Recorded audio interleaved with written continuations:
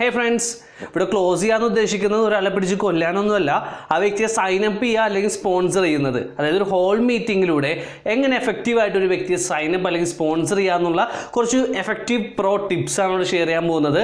ഈ ഒരു ടിപ്സ് നമ്മുടെ മോദിക്കെയർ നാഷണൽ സെയിൽസ് ഹെഡായ പ്രശാന്ത് പ്രേം സാറിൻ്റെ ഒരു ട്രെയിനിങ്ങിൽ ലഭിച്ചതാണ്. സോ അത് വളരെ ഹെൽപ്ഫുൾ ആയതുകൊണ്ട് തന്നെയാണ് നിങ്ങളോടൊപ്പം ഷെയർ ചെയ്യുന്നത്.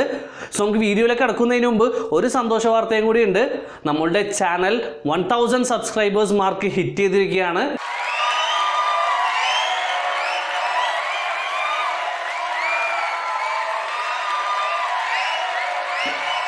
അപ്പോൾ സബ്സ്ക്രൈബ് ചെയ്ത എല്ലാവർക്കും ഒരുപാട് നന്ദിയുണ്ട്. നിങ്ങളുടെയൊക്കെ സപ്പോർട്ടാണ് എന്നെ ഇവിടം വരെ എത്തിച്ചത്. ആൻഡ് ഇനി മുന്നോട്ട് പോകാൻ വേണ്ടി എനിക്ക് നിങ്ങളുടെ സപ്പോർട്ട് ആവശ്യമുണ്ട്. അതോടൊപ്പം തന്നെ ഇതുവരെ സബ്സ്ക്രൈബ് ചെയ്യാത്തവർ നമ്മുടെ ചാനൽ സബ്സ്ക്രൈബ് ചെയ്യുക. നമുക്ക് വേഗം വീഡിയോയിലേക്ക് കിടക്കാം. My name is Salman Basheer. Welcome to the 1% club.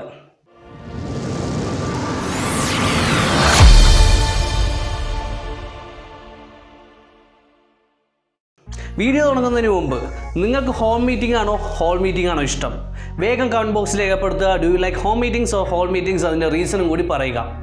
നമ്മൾ ഈ വീഡിയോയിൽ സംസാരിക്കാൻ പോകുന്നത് ഒരു ഹോൾ മീറ്റിങ്ങിൽ എപ്പോഴാണ് ഒരു വ്യക്തിയെ ക്ലോസ് ചെയ്യേണ്ടത്, എങ്ങനെയാണ് ക്ലോസ് ചെയ്യേണ്ടത്, എന്തുകൊണ്ട് ഒരു ഹോൾ മീറ്റിങ്ങിൽ തന്നെ ഒരു വ്യക്തിയെ ക്ലോസ് ചെയ്യണം. ഈ 3 ഇമ്പോർട്ടൻറ്റ് കാര്യങ്ങളാണ് ഡിസ്കസ് ചെയ്യാൻ പോകുന്നത്. സോ ഫസ്റ്റ് തിങ്, എപ്പോഴാണ് ഒരു വ്യക്തിയെ ഹോൾ മീറ്റിങ്ങിൽ നമ്മൾ ക്ലോസ് ചെയ്യേണ്ടത്?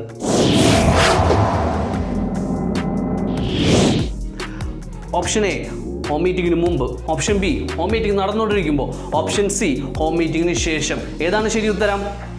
ശരി ഉത്തരം ഇത് 3ഉമാണ്. ഒരു ഹോൾ മീറ്റിംഗ് ക്ലോസിംഗ് നടക്കുന്നത് ഹോൾ മീറ്റിങ്ങിന് മുമ്പും ഹോൾ മീറ്റിംഗ് നടക്കുമ്പോഴും ഹോൾ മീറ്റിങ്ങിന് ശേഷവും ക്ലോസിംഗ് നടക്കുന്നുണ്ട്. വണ്ടർ ചെയ്യുന്നുണ്ടല്ലേ? എക്സാമ്പിൾ പറഞ്ഞുതരാം. നിങ്ങളൊരു ഭക്ഷണം കഴിക്കാൻ വേണ്ടി ഒരു ഹോട്ടലിൽ പോകുമ്പോൾ ആ ഹോട്ടലിൽ ഡോറ് തുറന്നിരുന്ന വ്യക്തി നിങ്ങളോട് വളരെ അപമര്യാദയായിട്ട് പെരുമാറി കഴിഞ്ഞാൽ നിങ്ങൾക്ക് പിന്നെ ആ ഹോട്ടലിൽ ഭക്ഷണം കഴിക്കാനായിട്ട് തോന്നുമോ? ഇല്ല. അപ്പോൾ അവിടെ ക്ലോസിംഗ് നടക്കുന്നില്ല, നിങ്ങൾ അവിടെ പുറത്തേക്ക് പോകാനാണ് നിങ്ങൾക്ക് ആഗ്രഹം. ഇനി രണ്ടാമത്, നിങ്ങൾ ഹോട്ടലിലേക്ക് കയറി ചെല്ലുന്നു. നിങ്ങൾ ഫുഡ് ഓർഡർ ചെയ്യാൻ വേണ്ടി വെയിറ്ററിനെ വിളിച്ചപ്പോൾ വെയിറ്റർ പറയുന്നു ഐ കം ലേറ്റർ. അല്ലേ, വെയിറ്റർ നമ്മളോട് പ്രോപ്പർ റെസ്പോൺസ്, അല്ലെങ്കിൽ വെയിറ്ററിൻ്റെ വക നമുക്ക് പ്രോപ്പർ സർവീസ് കിട്ടിയില്ല എന്നുണ്ടെങ്കിൽ നമുക്ക് അവിടെ നിന്ന് ഭക്ഷണം കഴിക്കാനായിട്ട് തോന്നുമോ? ഇല്ല. ഇനി ഭക്ഷണം കഴിച്ചു കഴിഞ്ഞിട്ട് നമ്മൾ ഈ പറഞ്ഞ പോലെ ബില്ല് ചോദിക്കുമ്പോൾ അപ്പോഴും ഒരുപാട് ഡിലേയും അതോടൊപ്പം തന്നെ മോശമായ പെരുമാറ്റമൊക്കെ ആണെന്നുണ്ടെങ്കിൽ നമുക്ക് ഈ പറയുന്ന ഹോട്ടൽ 7 അകലത്ത് പിന്നെ പോകാനായിട്ട് തോന്നില്ല. ഇതേപോലെ തന്നെ നമ്മളൊരു ഗസ്റ്റിനെ ഹോൾ മീറ്റിങ്ങിലേക്ക് ക്ഷണിക്കുമ്പോൾ ആ ഹോൾ മീറ്റിങ്ങിൽ തുടങ്ങുന്നതിന് മുമ്പ് ഹോൾ മീറ്റിങ്ങിൻ്റെ നടക്കുമ്പോൾ അതോടൊപ്പം തന്നെ ശേഷവും ക്ലോസിംഗ് നടക്കുന്നുണ്ട്. സോ എപ്പോഴാണെന്നുള്ളതിന് ഉത്തരം കിട്ടിയല്ലോ. ഇനി എങ്ങനെയാണ് എഫക്റ്റീവായിട്ട് ഒരു വ്യക്തിയെ ഹോൾ മീറ്റിംഗിൽ ക്ലോസ് ചെയ്യുന്നതെന്നുള്ള നമുക്ക് സംസാരിക്കാം. അതിൽ ആദ്യം ചെയ്യേണ്ട കാര്യം എന്ന് പറയുന്നത് റീച്ച് ബിഫോർ യുവർ ഗസ്റ്റ്. നിങ്ങൾ ക്ഷണിച്ച ഗസ്റ്റ് എത്തുന്നതിന് മുമ്പ് തന്നെ എന്ത് ചെയ്യണം? നിങ്ങൾ ആ ഹോൾ മീറ്റിങ്ങിൽ ഉണ്ടായിരിക്കണം എന്നുള്ളത് വളരെ ഇമ്പോർട്ടൻ്റ് ആണ്. നമ്മൾ പലപ്പോഴും, എല്ലാവരും ഇല്ലെങ്കിലും ചിലരെങ്കിലും അലസത മൂലം നമ്മളെ ഗസ്റ്റ് എത്തിയിട്ടും നമ്മൾ ഹോൾ മീറ്റിങ്ങിലേക്ക് എത്താത്തൊരു സിറ്റുവേഷൻ അല്ല. അവിടെ എത്തിയിട്ട് ആ ഗസ്റ്റിന് ഒരാളെയും പരിചയമില്ല. ഇല്ല, നമ്മൾ വിളിക്കാത്തൊരു കല്യാണത്തിന് പോകുമ്പോൾ നമുക്ക് എത്രത്തോളം അൺകംഫർട്ടബിൾ ഫീലിംഗ് ആയിരിക്കും, അതേപോലെ തന്നെ ആയിരിക്കും ആ വ്യക്തിക്ക്. So be sure that you are there before the guest reach the hall meeting. അതുകൊണ്ട് തന്നെ ഗസ്റ്റ് എത്തുന്നതിന് മുമ്പ് നമ്മൾ അവിടെ നിന്ന് ഉണ്ടെന്ന് ഉറപ്പുവരുത്തുക.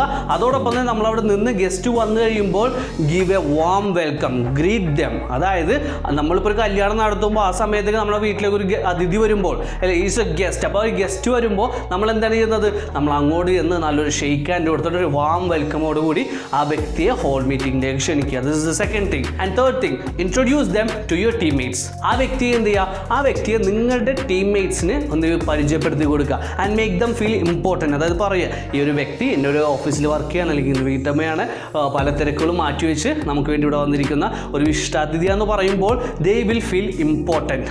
സോ ഇപ്പോൾ ഈ ഓരോ സമയത്ത് ഞാൻ പറയുന്ന ക്ലോസിങ് നടന്നുകൊണ്ടിരിക്കുക. നിങ്ങൾ ഈ ഒരു പോയിന്റും മിസ് ചെയ്യരുത്.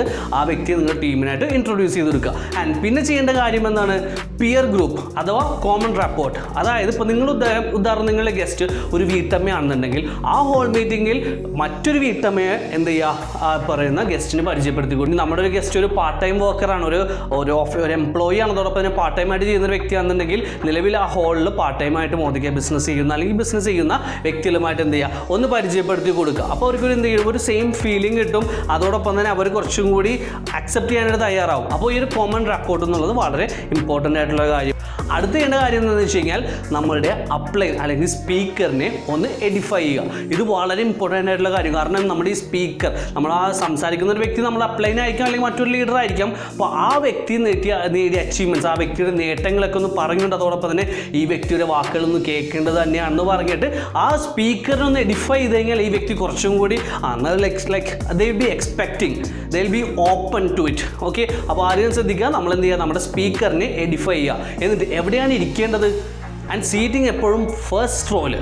ഫസ്റ്റ് റോ കിട്ടില്ലെങ്കിൽ സെക്കൻഡ് റോൾ എന്ത് ചെയ്യുക, നമ്മൾ പോയിരിക്കാനായിട്ട് ശ്രദ്ധിക്കുക. കാരണം അവിടെയാണ് ഏറ്റവും കുറവ് ഡിസ്ട്രാക്ഷനും ഏറ്റവും കൂടുതൽ ഇമ്പാക്റ്റുമുള്ള സീറ്റ് എന്ന് പറയുന്നത് ഫസ്റ്റ് ആൻഡ് സെക്കൻഡ്. ഏറ്റവും കൂടുതൽ ഫസ്റ്റ് തന്നെയാണ് തീർച്ചയായും. എൻ്റെ സീറ്റ് ഫസ്റ്റ് ആണ്. ഫസ്റ്റ് അല്ലെങ്കിൽ സെക്കൻഡിൽ നമ്മുടെ ഗസ്റ്റ് ആയിട്ട് ഇരിക്കാനായിട്ട് ശ്രദ്ധിക്കുക. അടുത്ത പോയിന്റ് എന്ന് പറയാനായിട്ട് എവിടെയാണ് ഇരിക്കേണ്ടത്?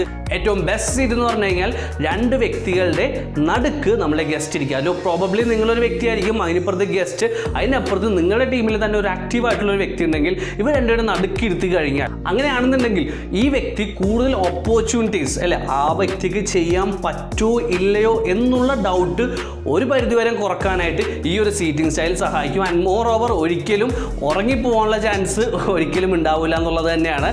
And the last one is A wagon circle. അതായത് മീറ്റിംഗ് കഴിഞ്ഞിട്ട് പിന്നെ എന്ത് ചെയ്യുക, നമ്മുടെ ഗസ്റ്റിനായിട്ട് ഒരു ഡിസ്കഷൻ ഉണ്ടാവുമല്ലോ. അപ്പോൾ ആ സമയത്ത് ഇരിക്കേണ്ടത് നിങ്ങളിങ്ങനെ കാണുന്ന പോലെയാണ്.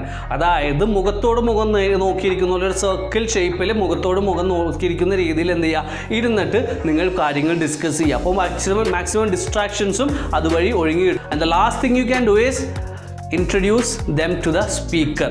ആ വേദിയിൽ സംസാരിച്ച വ്യക്തിയായിട്ട് ഈ ഗസ്റ്റിനൊന്ന് പരിചയപ്പെടുത്തി കൊടുക്കുക, ഇതാണ് ഗസ്റ്റ്. അപ്പോൾ ആ സമയത്ത് ആ സ്പീക്കർ ഒന്ന് കൂടുതലൊന്നും പറയേണ്ട ആവശ്യമില്ല. Just one thing have to say, ഒറ്റ കാര്യം പറഞ്ഞാൽ മതി. ഒരു ഷെയ്ക്ക് ഹാൻഡ് കൊടുത്തിട്ട് തോർത്ത് തട്ടിയിട്ട് welcome to the Modicare family എന്നൊരു ഷെയ്ക്ക് ഹാൻഡ് കൊടുത്തു കഴിഞ്ഞാൽ ആ വ്യക്തി like they are almost into it. Like അപ്പോൾ ആ അത്രയും എഫക്റ്റീവ് ടിപ്സ് ഉപയോഗിച്ചുകൊണ്ട് നമുക്ക് ക്ലോസിങ് വളരെ സ്മൂത്ത് ആക്കാനായിട്ട് സാധിക്കും. ആൻഡ് ഇപ്പോൾ നമ്മൾ എങ്ങനെയാണ് ഒരു എഫക്റ്റീവായിട്ട് ക്ലോസ് ചെയ്യുക എന്നുള്ളത് മനസ്സിലാക്കി. ഇനി എന്തുകൊണ്ടാണ് ഹോൾ മീറ്റിങ്ങിൽ തന്നെ നമ്മൾ ക്ലോസ് ചെയ്യേണ്ടതെന്നുള്ളത് നമുക്ക് സംസാരിക്കാം. So why should we close at the hall meeting itself? അതിന് പല കാരണങ്ങളുണ്ട്. അതിൽ first one is that most people don't follow up. സത്യമല്ലേ, ഫോളോ അപ്പിൽ പലരും വീക്കല്ലേ. പക്ഷേ ഫോളോ അപ്പ് വളരെ ഇമ്പോർട്ടൻറ്റ് കാര്യം തന്നെയാണ് സുഹൃത്തുക്കളെ. നെറ്റ്വർക്ക് മാർക്കറ്റിംഗ് അല്ല, ഇനി നമ്മൾ മറ്റൊരു ഇൻഡസ്ട്രിയിലേക്ക് പോകണ്ട. നമ്മൾ ബന്ധങ്ങൾ നിലനിർത്തണമെന്നുണ്ടെങ്കിലും ഫോളോ അപ്പിൻ്റെ ആവശ്യമുണ്ട് അല്ലേ. ഇടയ്ക്കിടയ്ക്ക് വിളിച്ചില്ലെങ്കിൽ ഒരു പരാതി. അതേപോലെ തന്നെ നമ്മൾ ഈ ഒരു ഹോൾ മീറ്റിംഗ് കഴിയുമ്പോൾ ഫോളോ അപ്പ് വളരെ ഇമ്പോർട്ടൻ്റ് ആണ്. ഫോളോ അപ്പ് പലരും ചെയ്യാനായിട്ട് പിന്നെ മടങ്ങിയിരിക്കുന്ന കാരണം എന്ത് ചെയ്യുന്നു, ആ വ്യക്തി നഷ്ടപ്പെടാനായിട്ട് സാധ്യതയുണ്ട്. സോ ഫോളോ അപ്പ് പലരും ചെയ്യാത്തതുകൊണ്ട് തന്നെ ഹോൾ മീറ്റിങ്ങിന് ആ വ്യക്തി കൈയോടുള്ളപ്പോൾ തന്നെ എന്ത് ചെയ്യുക, ക്ലോസിങ്ങിലേക്കുള്ള കാര്യം ചെയ്യുക. രണ്ടാമത്തെ റീസൺ എന്ന് പറഞ്ഞു കഴിഞ്ഞാൽ ആ വ്യക്തി അന്നേരം ക്ലോസ് ചെയ്തില്ലെങ്കിൽ പിന്നീട് ചെന്ന് കഴിഞ്ഞാൽ എന്ത് സംഭവിക്കുന്നു, ഈ തുടക്കം കിട്ടിയ എൻതൂസിയാസം തീർച്ചയായും എന്ത് ചെയ്യുന്നു, സ്ലോ ഡൗൺ ചെയ്യുന്നു, കൂൾ ഡൗൺ ചെയ്യുന്നു. അപ്പോൾ ആ ഒരു അത്രയും ഇപ്പോൾ മൂന്നാമത്തെ ദിവസം ഈ വ്യക്തി കേട്ടതിൽ ഏകദേശം ഒരു 70% മറന്നിട്ടുണ്ടാവും. ഓക്കെ, സോ അതുകൊണ്ട് തന്നെ എന്ത് ചെയ്യുക, നമ്മൾ ആ ഹോൾ മീറ്റിംഗ് തന്നെ ക്ലോസ് ചെയ്യാനായിട്ട് ശ്രദ്ധിക്കുക. മറ്റൊരു റീസൺ എന്ന് പറഞ്ഞു കഴിഞ്ഞാൽ ഈ വ്യക്തി ഈ ഓപ്പർച്യൂണിറ്റി കേട്ട് നമ്മൾ അവിടെ നിന്ന് ക്ലോസ് ചെയ്യാൻ അന്ന് ആലോചിച്ചിട്ട് വാ എന്നൊക്കെ പറഞ്ഞ് വിട്ട് കഴിഞ്ഞാൽ എന്ത് സംഭവിക്കുന്നു, ഈ വ്യക്തി നേരെ ചെന്നിട്ട് എന്ത് ചെയ്യുന്നു, സ്വന്തം കൂട്ടുകാരനെ വിളിച്ച് ചോദിക്കുന്നു, ഞാനിങ്ങനെ ബിസിനസ് ഓപ്പർച്യൂണിറ്റി കേട്ടിട്ട് കൊള്ളാം.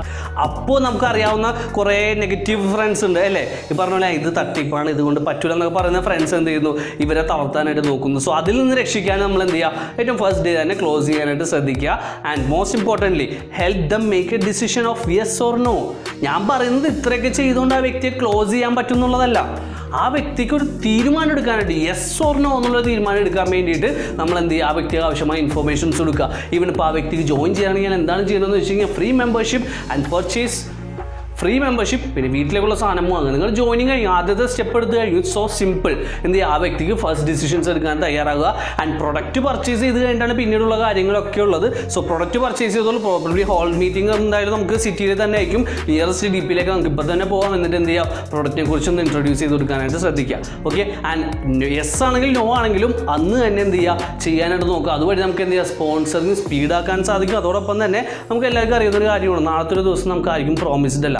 So make it today it self. So ഇത്രയും ടിപ്സാണ് നമുക്ക് എന്ത് ചെയ്യുക. ഈ ടിപ്സൊക്കെ തന്നെ നിങ്ങൾ തൊട്ടടുത്ത ഹോൾ മീറ്റിംഗ്സിൽ നിങ്ങൾ എന്തായാലും പ്രാക്ടീസ് ചെയ്ത് നോക്കുക, അപ്ലൈ ചെയ്ത് നോക്കുക. മാജിക്കൽ റിസൾട്ട് നിങ്ങൾക്ക് ലഭിക്കുന്ന കാര്യം 100% ഉറപ്പാണ്.